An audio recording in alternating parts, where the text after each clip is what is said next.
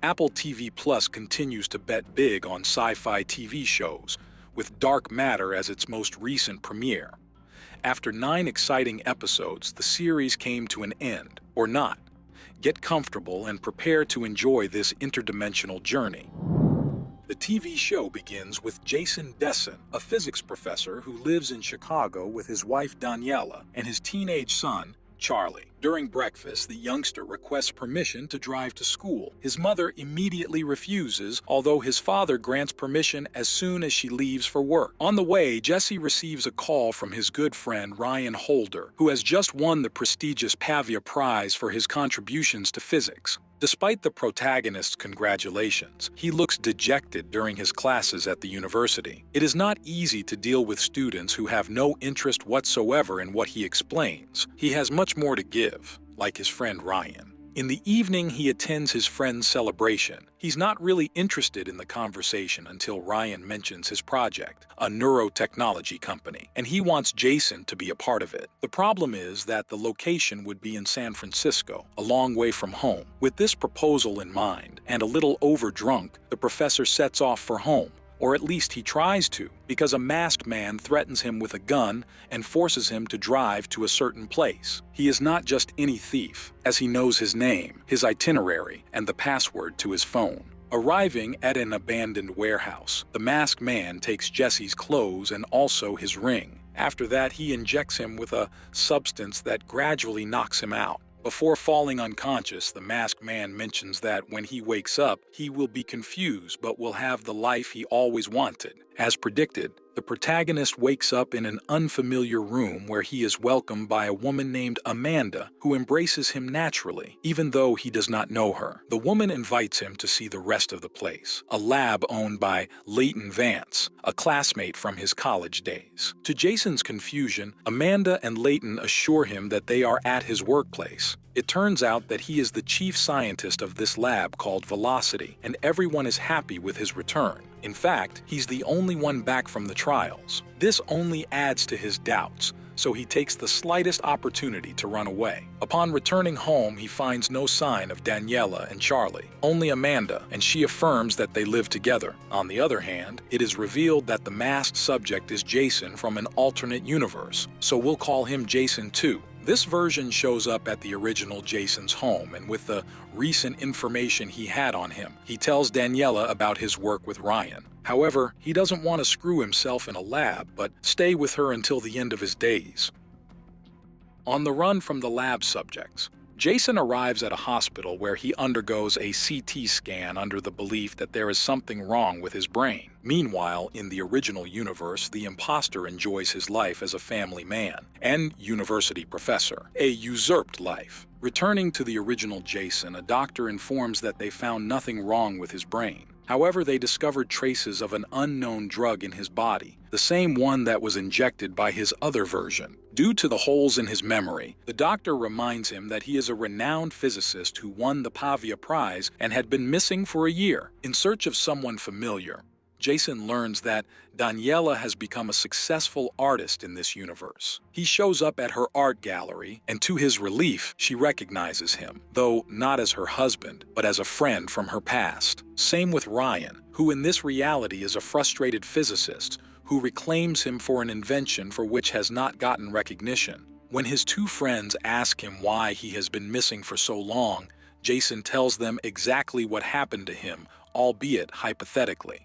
While this was his intention, he unwittingly reveals it to be the truth. Then, Daniela tells him that in the past they had a relationship which he ended to devote himself to his work. Years later, he reappeared in her life and told her a theory about infinite realities, confessing that in this reality he made the mistake of letting her go. That said, he warned her that she'd probably never see him again. But here we are, with a Jason who doesn't remember any of that because he didn't say so. Sort of. Despite not understanding his situation, Daniela agrees to help him. Together, they manage to trick Amanda and get her out of her house. There, the protagonist describes to Daniela what his home and his son Charlie are like. This is a sensitive subject for her, who remembers that when she got pregnant, he decided to break off their relationship with the excuse that her son deserved an attentive father. She did not want to raise him on her own and opted for abortion. With Jason 2's annotations, the original realizes that his other self decoded the travel between dimensions with a much larger version than his prototype, a box. Thanks to that, he deduces that the guy who kidnapped him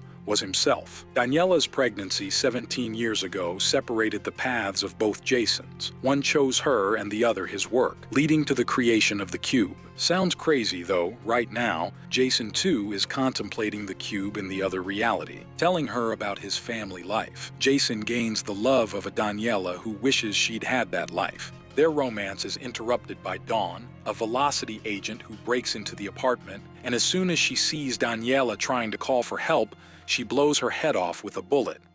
Jason is captured and returned to the lab, where a concerned Leighton makes it clear that only wants to help him remember the brilliant man he once was. At the same time, Leighton has to deal with questions from Mason, a perceptive detective who, in the wake of Jason's reappearance, becomes interested in another velocity worker who still shows no signs of life. Precisely because of cops like her, they had to put Daniela to sleep, which Amanda disagrees with. Fed up with his confinement, the protagonist agrees to cooperate with them under the excuse that he wants to remember his past. This is how he arrives at the box that he recognizes as the project he could never finish. Then they show him a video of when Jason 2 snuck into the box behind his companions' backs. Since that time, Velocity has turned to other anonymous volunteers, and none have returned. Until the protagonist did. Still struggling to remember, Amanda reintroduces herself to him and reveals that she is Velocity's psychiatrist and mental trainer for the box pilots. She also oversees the use of fairy lavender, a psychoactive drug created by Ryan and injected into Jason. While the original has these kinds of problems, his impostor's biggest headache is dealing with his supposed friends that he doesn't know at all. His performance convinces almost everyone except Ryan, who notices something odd about his attitude. After the original Jason confesses to her that he doesn't feel like the person he should, Amanda transmits this information to Leighton. He therefore deduces that they have the wrong guy, or rather, the wrong version. This doesn't change the fact that he came back from the cube, so Leighton gives orders to torture him to find out how he managed such a feat. These are desperate measures, but in him lies the key to bringing knowledge from other dimensions and healing their dimension. Fortunately, a compassionate Amanda helps Jason escape, though on the way they are discovered. With no other choice, they enter the box and close the door just before Dawn enters, cutting off her fingers. After injecting the drug, they both fall asleep. It turns out that the substance shuts down certain areas of their brain that make them look dead, and that's enough to shield them from the observer effect. That's where the box does its thing, taking them to the dimension between dimensions. As they prowl this mysterious place, Leighton enters the cube from the other dimension in an attempt to catch them. Suspicious of this, they open one of the infinite doors to other worlds and end up in a destroyed Chicago. Faced with the sudden collapse of the buildings, they immediately return to the safety of the cube. After another injection, they return to the corridor of infinite doors and continue searching for Jason's original universe. On their next attempt, they seem to have better luck, since they return to the lab, though they soon discover it's a reality in which Amanda was shot when she tried to help the protagonist. After witnessing worlds struck by tsunamis, infested with monsters and other unexplainable things, Amanda loses her patience and opens the first door she finds. That's how they end up in a universe suffering from an eternal snowfall that causes hypothermia to the woman. Losing sight of the cube, Jason has no choice but to move her to a house where tries to shelter her. When the storm subsides and Amanda recovers, she compares this world to the blizzards of Argentina, a country she used to visit as a child with her parents. Listening to this, the professor deduces that the universes in the box respond to their emotional states. In the corridor, she felt cornered and helpless as in that snowstorm in Argentina, and the cube responded to this. Following the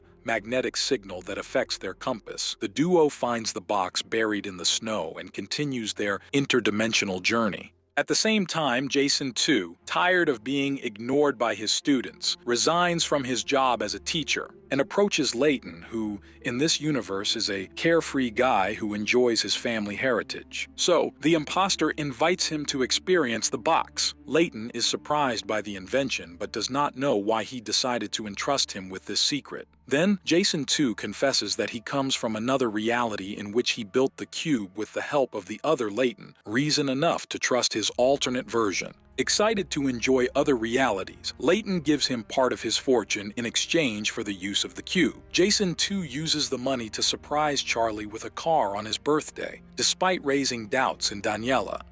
Back with Jason and Amanda, we see them accidentally enter a flooded world. While they manage to save themselves, they recognize that they are still too emotionally disturbed to continue opening doors. As they fall asleep, the effect of the drugs wears off and removes them from the corridor. Consequently, they decide to explore the world in which the cube has left them. This time, it is an abandoned velocity lab except for one person, Blair, the employee who first tried interdimensional travel. Well, it worked. Blair shows them that this world is crawling with wasp-like pests, so they have to stay in the lab. Despite having enough vials of the special drug, she doesn't want to return to the cube for fear that her next destination will be worse. Respecting her decision, Jason and Amanda continue their journey. Along the way, she ends up exploding in frustration because Jason too knew how to manipulate the cube to his advantage and never said anything. That could have saved volunteers like Blair. During the next attempt, the protagonist uses a concentration strategy that seems to work, since he arrives at the same abandoned warehouse where he was kidnapped by his other self. Unfortunately, his hopes come crashing down as he explores this world, a desolate one. Still, he insists on visiting his home, encountering an ailing Daniela. Before long, they are intercepted by a military squad, revealing that this universe is plagued by a pandemic that wiped out most of humanity. After the soldiers ascertain that he is not infected, the protagonist injects his wife with morphine to put her to sleep during her last hours of life. Upon returning to the cube, the man eventually breaks down. That Daniela was just as he remembered her.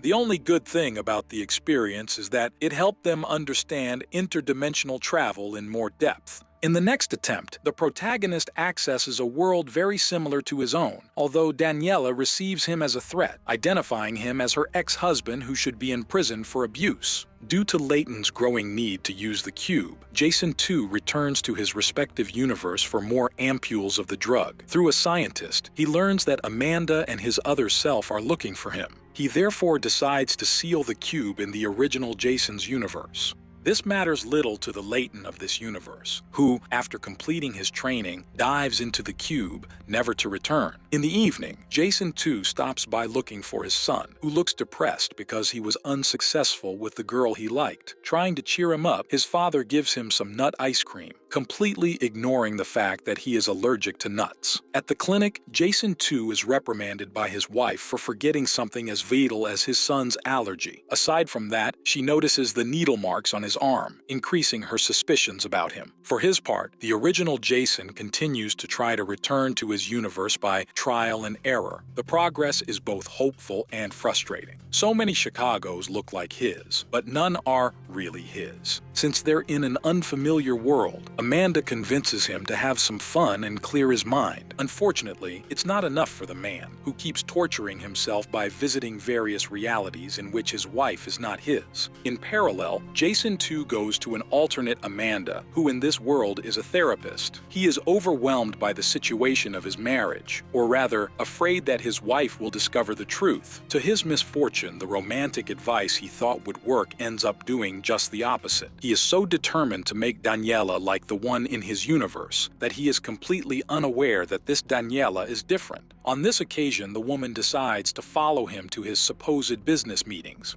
even though she sees him entering a storage unit. As he leaves, she peeks into the storage unit and picks up an empty ampule, soliciting Ryan's help in figuring out what kind of drug it is. After a while, the scientist intercepts Jason too and accuses him of copying his work with the psychoactive compounds. With no other choice, the impostor shows him the cube as well as the effect of the drug. Arriving in a futuristic universe, Ryan is amazed, but soon learns this Jason is not the one he knew. Consequently, the impostor closes the box door and leaves him stranded in the dream world.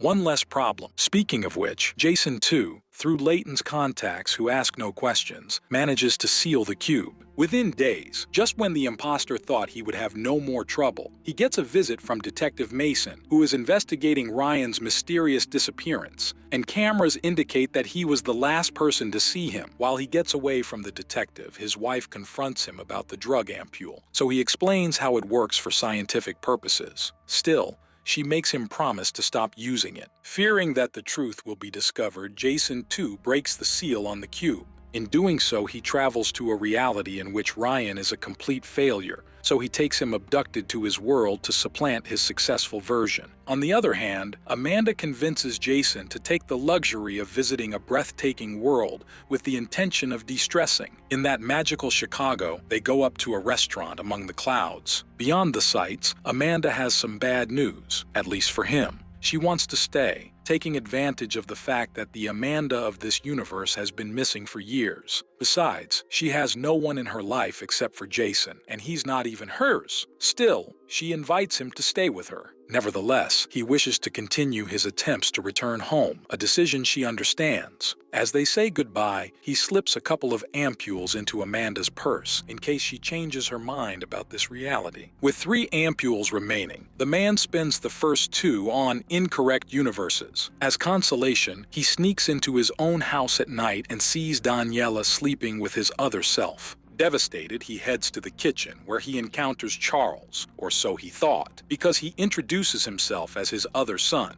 Max, Charles's twin brother who in the original universe died as a baby. Max doesn't get along with the version of his father, which Jason tries to correct, but since he doesn't know the details of his life, he ends up screwing up. Reminiscing about the day he met his wife, he goes on one last interdimensional trip, and guess where he shows up? In the box just opened by Jason 2. He's returned to his universe. Right away, he approaches his home and sees the imposter taking his place. Before he gets his life back, he must finish off the one who took it from him, so he buys some stuff from the gun shop that he can afford in the absence of a gun license. As soon as he leaves, Jason 2 enters the establishment in search of a gun, confusing the vendors, who ask him if he has a twin brother. He doesn't. Shortly after, when he leaves the house to throw out the trash, he is ambushed by the other Jason who tries to stab him. In the struggle, the imposter slams his rival to the ground, killing him on the spot. In parallel, Daniela visits Ryan, who has an identity crisis because he does not remember his life. Well, this is not his.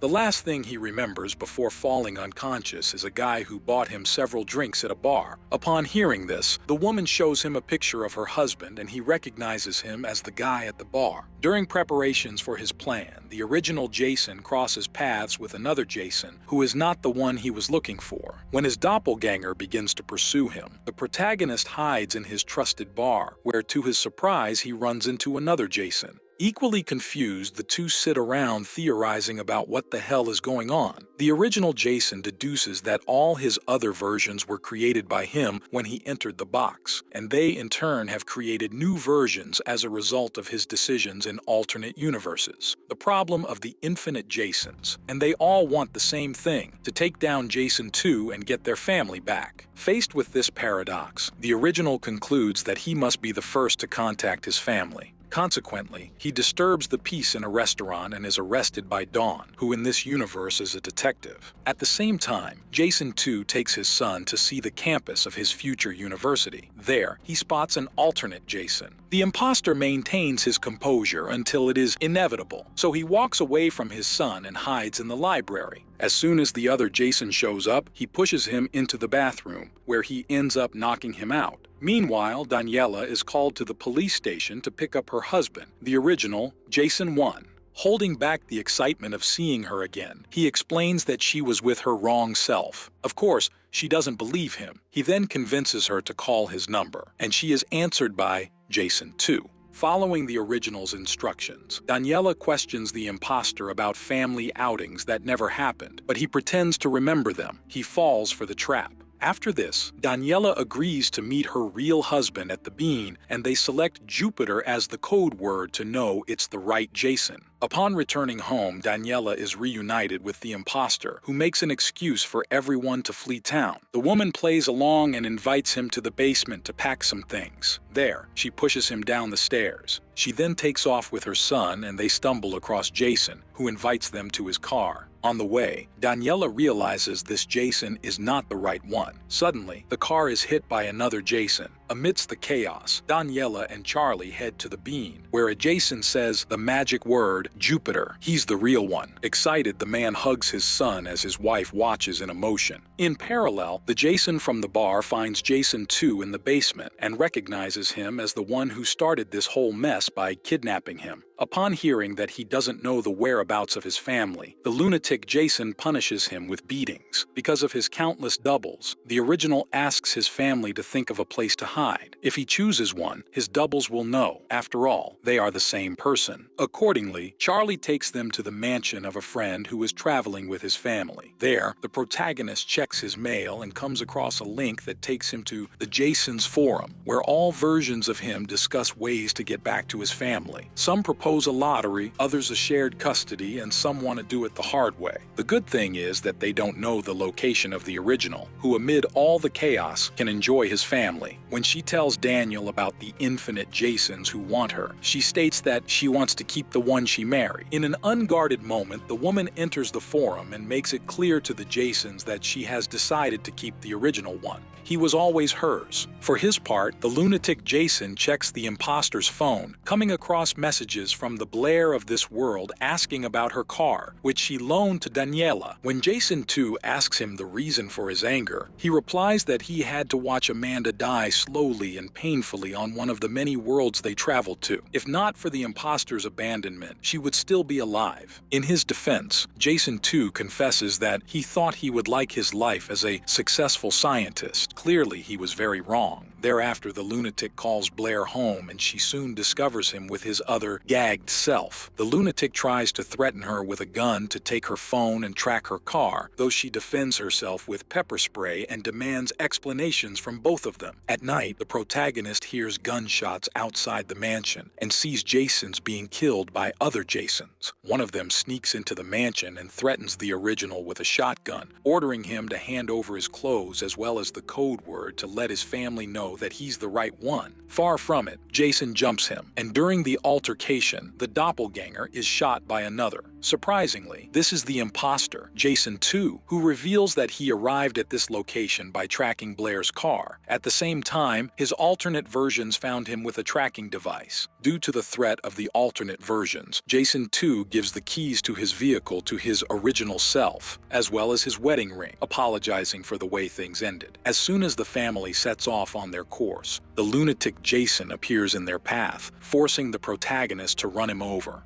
As they wonder what will become of their future, Charlie finds in the back seat a bag with 40 ampules and Max's ashes, a last gift of redemption from Jason 2, who also left a voice note revealing that he never wanted to take the life of the original, but to experience the choices he made, especially the one that changed his destiny 17 years ago when he decided to become a father. In the warehouse where the cube resides, the protagonist and his loved ones encounter dozens of Jasons who understood Daniela's decision and just want to say goodbye. After all, if their family is okay, they'll be okay. Finally, the protagonist and his loved ones enter the box. In the final scenes, we see the fate of various characters, most notably Amanda, who in her dream universe encounters the Ryan of the original universe looking for help. Speaking of worlds, Jason, Daniela, and Charlie find one where they wish to start over. The possibilities are practically endless with this ending. So many possible doors and conclusions. Is the other Lighten still wandering the dimensions? Will he meet his other self? What will happen to Ryan? Well, both of them. And finally, will the Dessens have found their ideal universe? These questions will be answered in a hypothetical second season that has not yet been confirmed. We can only cross our fingers and hope we are in the right universe.